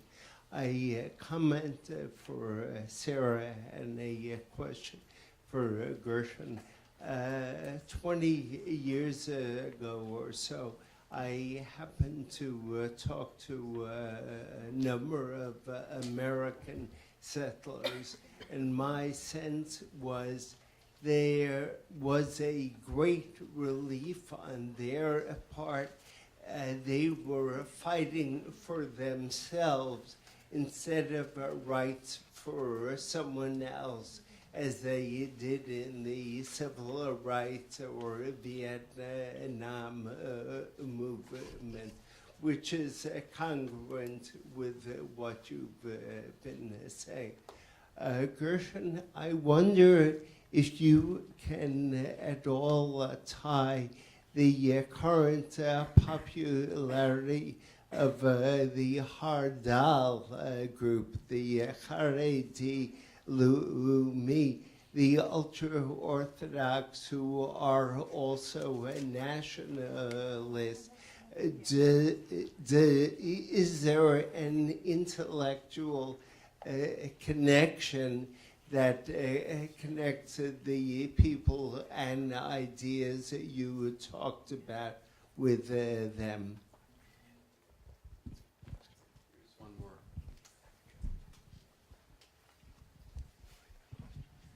Thank you, David Benowitz. Last week, Yossi Alfer, the director of Mossad, spoke in D.C., and one of the things he mentioned was that 3 years is going to mark the 50th anniversary of Israeli occupation of the territories, and that was going to be a really big deal around the world. I'm wondering if anybody is starting to prepare or worry about that in Israel. I I may just take my prerogative and ask one question to Gershon. More about the current ideas. We heard a lot about demographics in the earlier sessions, and I'm just wondering, with the changing demographics, with the growing segment of the both national religious and Haredi populations, do you see any efforts, and maybe Yedidia Stern can relate to that as well, do you see any active efforts of developing an ideology which will actually, well, develop some kind of a basis for a halachic state, even if before that we said that probably won't happen, but I wonder if there are, how much this is underway within these circles.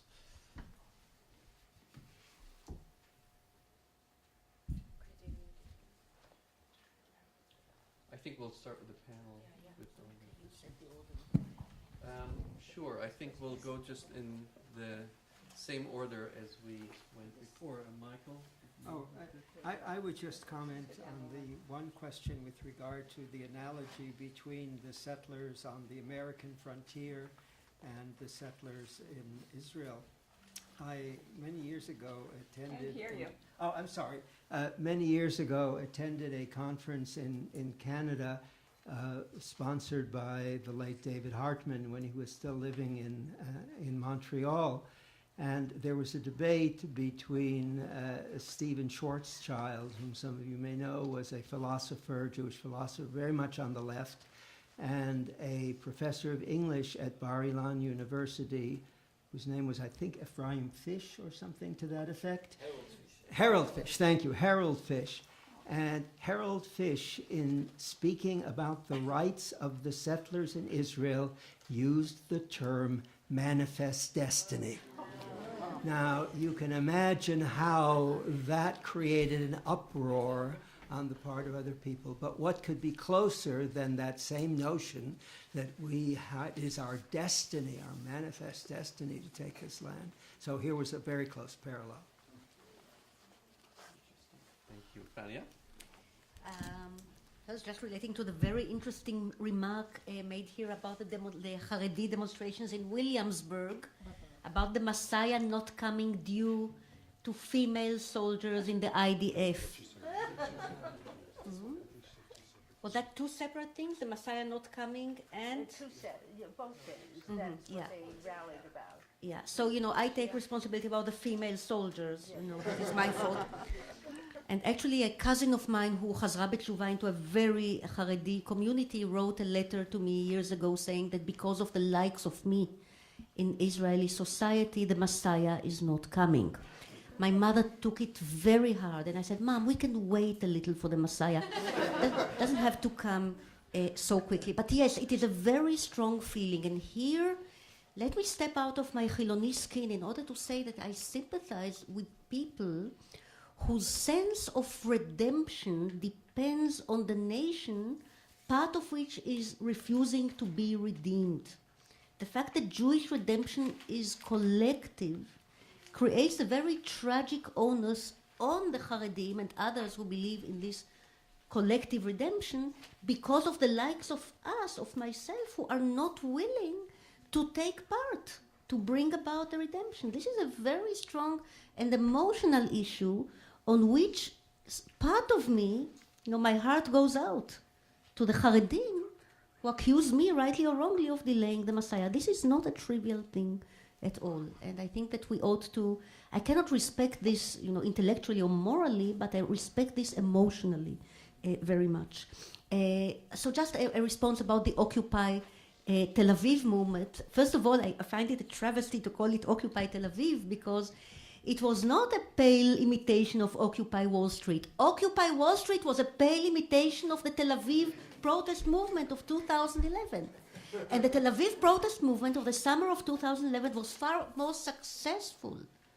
Not fully successful, but in terms of legislative outcome, to some degree, the change of political and social discourse, the rise of civic alertness, it was far more successful, and by the way, also far less violent than its New York equivalent or other equivalents across the globe. So it's not Occupy Tel Aviv, it's Tel Aviv originating in many respects, slightly Madrid was before, but Tel Aviv was in many respects the model here.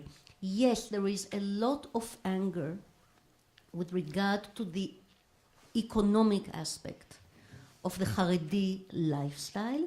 Some of this anger is misinformed, and some of this anger, as far as I can tell by the data, is justified. Now here we need to fine-tune, I think, the whole discussion about Chilonim. Not all Chilonim are leftists. Not all of Tel Aviv are Chilonim. Not all of the economic protesters of 2011 and until today are necessarily the Tel Aviv type. There were also powerful protests in Jerusalem and in Haifa and in smaller towns, and not all the people marching there were the Tel Aviv types at all. So it is a much more broad, and we need to fine-tune the definition of this kind of middle-of-the-road, middle-class Israeli protester that goes beyond the die-hard, hardcore Chilonim. There is some misinformation about the level of employment and earning among Haredi communities, and some people here may be able to tell us more about them. Many Haredi families do earn a living and pay taxes.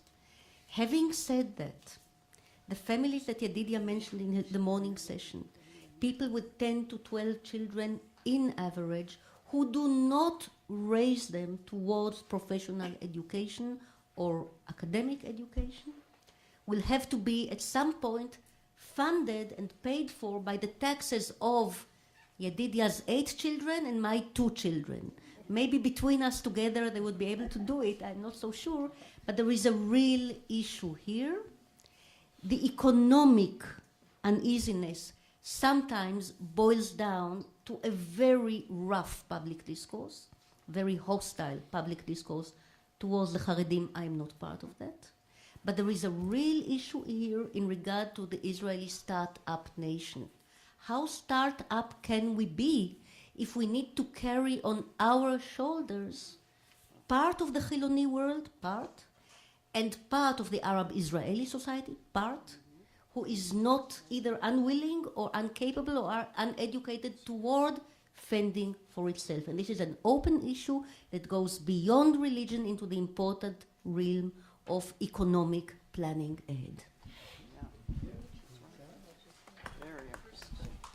Responding to Ellie's question, again, I would say that I'm not an historian of religion in the United States, but I would identify 3 major themes that these share in common. The first is, I guess, a play on words on the title of my forthcoming book, this idea of the city on the hilltop, being originally coming from the idea of the city on a hill, comes from the Sermon on the Mount. He uses the Sermon on the Mount, but also referenced by John Winthrop in the founding of Boston, this idea of being a beacon to other Christian communities. I think that the Jewish American settlers very much see themselves as a shining light onto the nations, that being both Israel and the United States. The second is the idea of the frontier, and as you mentioned, manifest destiny, which is a theme that comes up over and over again. This idea of the frontier thesis, of the frontiers being a site of both religious and democratic innovation, and the twinning, often the twinning of the two, and very much seeing this as an opportunity to open the frontier, as well as an opportunity to participate in Chlutzniut, which is something that these immigrants missed out on in the first generation of Israeli pioneering, so seeing themselves as sort of a latter-day pioneering, both on the American frontier and the Israeli frontier. I'd also say that, referencing Kaplan's work, and I will dwell in their midst, those in Efrat who are sort of suburbanites see themselves in engaging in kind of what he called a religious pioneering on the suburban frontier, was sort of opening up this new suburban lifestyle in the occupied territories, so that as well. The last, I would say, is also this idea of divine election, which is a concept both in the United States and in Israel, and the way that this particular group brings those two concepts together. Lastly, about Paul's comment, I would say that I remember interviewing a man named Eli Birnbaum in Tekoa, which was a settlement originally founded by and for Jewish American and Russian immigrants. It's now a more diverse settlement. But he recalled his participation in civil rights movements in the 1960s, saying to himself, you were willing to stand up on behalf of African Americans and Hispanics and even the Eskimos, but why weren't you willing to stand up for the Jewish people? And that, I'm paraphrasing his quote. So I think very much that many of these Jewish American immigrants saw this as a project of self-realization for themselves and for Jews more broadly. Gershon, you have the last word. Let me get to your two queries at the end. First, talking to Michael. Yeah, Michael, my dear friend and teacher. I'm going to get something now, but I was hoping you would delineate between reform as it's practiced in Israel in terms of its ideology, theology, tone, and so forth, and how it's practiced in America. I mean, Yoki Amir, for example, represents a certain type of Israeli reform, and not in Israel. And I think as an American audience, they were thinking of what you were talking about in American terms.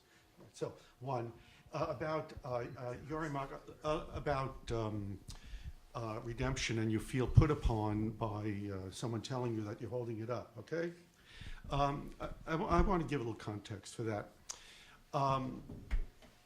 We're in a postmodern age, so we don't talk about meta-narrative anymore. We don't talk about mythic process, and we don't talk about salvation, and we don't talk about, let alone the Messiah. Now, in Judaism, the break came with the Holocaust. The Reform movement just collapsed in terms of its meta-narrative. So did conservative Judaism, the one because of its moral metaphysics, and the other one because of its traditional Judaism. Mordecai Kaplan didn't have a word to say about the Holocaust. Meta-narrative, which is very important, Jews always had it. Jews need a meta-narrative to survive despite postmodernism. They need hope, they need a Messiah. That was preserved by the Orthodox Jewish community. Now, it's divided because there were people who interpreted the Holocaust precisely as an entree into the Messiah. It's preserved. I guess what I'm trying to tell you, share with you, is the fact that I know you're being put upon, but you should understand your sacrifice is to a noble cause. You're part of a larger meta-history, and you belong to it also. So take it. You can take it. You can take it. Okay. Next, about the women in the army. Look, I'd like you to try to see that in a larger context. It's not the women, of course, become the target, but they didn't want an army. Why didn't they want an army? I think the person who asked the question disappeared. She left. Oh, so do I have to answer? her. Oh, okay. But look, this goes back to what I was talking about. I gave a framework quickly, but it was necessary to give between what's called meta-history and history. Meta-history is a sacred drama, a linear process of the sacred going from creation to redemption. It happens above. Then there's history where we are very active in it. What preserved Judaism to a large part through its entire exile was its meta-history. And that involves a passivity within history towards what's happening from above. Accordingly, you don't have an army. Accordingly, you don't even revolt in the Warsaw Ghetto. So this is part of a larger drama. And I remember I talked to Simcha Elberg years ago, and in the 80s, and he was still fomenting against an Israeli army. But there should be some context to the ideology. Now, let me answer the question about we have to wait for the Messiah to come to restore the land of Israel. And, well, look, I delineated 4 groups, and there's no doubt that people in the Yoel Teitelbaum school believe that reality comes from above, exile and redemption are tied together mysteriously. We cannot intrude on that process. When it happens, the Messiah will come, and we will know it when it happens. So they did indeed preserve that after. the war. Second of all, I made a study of survivors in Europe after the war. And I was trying to find out, this was in Eastern Europe, in Poland, and also in the DP camps, and I tried to find out whether any of them still said, I can't go to the land of Israel because the Messiah hasn't come. I didn't find one line about that. To the contrary, they were all, they wanted to go. Now look, and by the way, Yoel Teitelbaum himself, of course, went there. They believe that they must wait for the Messiah to come. In the meantime, they'll settle in Israel. So there simply was this dichotomy between what they sincerely believed and what they were doing. And so some of them, you know, like the Gur Hasidim, they went and they settled in Israel and they waited for the Messiah to come. But in the meantime, what they're going to do is work with the government and see what they can get out of the government. So that's what's there. And look, in the interest of time, about the Chardal and a halachic state. I'll only say this because there are people in this room who could answer that question really well, and I'm not one of them. One is Moshe, Albertal in the back, and then Kimi, and then Yedidia. So I won't say it, but I will just this. Remember what I said about Agudas Yisrael. They also had this dichotomy between myth and what was happening on the ground. But then something took place, which was very important, beginning in the late 30s with Rosenheim at the Marienbad conference, and then Yitzhak Meir Levin Gur Chassid in Knesset, Israel, in the Knesset. And he was saying, yes, we cannot have a state without Torah. Yes, we must wait for the Messiah to come. But in the meantime, you know, the Holocaust is an important event. They accepted historic reality. What that did was that entered in there, and it said to them, hey, let's do the establishment of the state and the Torah together. Let's develop the state and wait for the Messiah to come. So I would suspect that if any line of Judaism was going to adapt itself to the Chardal or help develop halacha within the state, say like Chaim Hirshenson, it would come out of the Agudas Yisrael movement. That's it. Thank you very much, all of you, for an intellectually stimulating and very passionate discussion. And we have had 3 panels which really went into all kinds of directions within the theme of the religion in Israel. And we're all looking forward to Moshe Halbertal tonight, who tied all together in his keynote lecture, which will take place at 7:30, not in this room, I should remind you. It's in the program. It should say in the program. I don't even see it, though. It's in Mary Graydon 4 and 5. Mary Graydon is a building just in the middle of the campus. You will find it. And you're all still invited for a little reception right now. So thank you again.